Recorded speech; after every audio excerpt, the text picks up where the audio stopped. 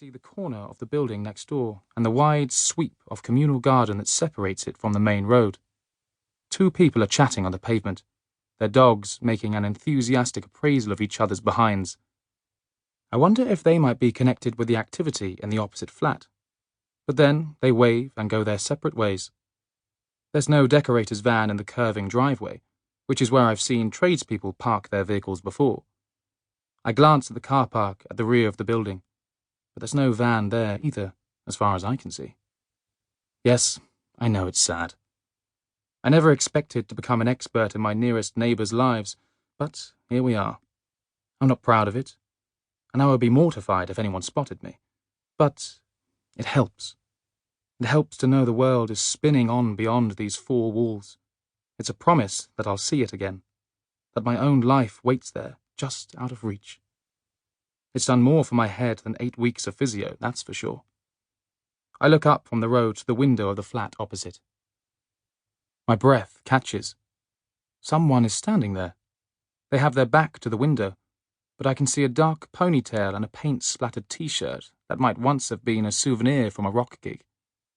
Two hands appear at the small of their back, the shoulders rolling in a stretch. I imagine the satisfying crack of vertebrae coaxed back into line, and I'm instantly jealous. Turn around. I want to see their face. I'm ashamed and fascinated at once. It is none of my business who owns the ponytail and tall t-shirts, and yet I want to know. I'm guessing it's a woman, but from this angle it's impossible to tell. Whoever they are, they look tired. I see it in the heavy lock of the shoulders, the slow progress of the stretch. I know how that feels. I thought we said no looking out of the window. When I turn, Tanya is standing in the room, hands on hips, like my mother does when she's about to deliver a bollocking. Better knuckle down then, until it's done and she goes away. When I look back an hour later, the flat is dark and the windows closed. Chapter 2. Beth Ann. It's done. I nearly broke my back in the process, and I don't think I'll shift the smell of paint from my nostrils any time soon, but the flat is decorated, and I can start to consider it ours. Gwych. Excellent. Now I just need to make it feel like home. Everything is white. Boring, maybe, but better than the weird magnolia beige the previous tenant had.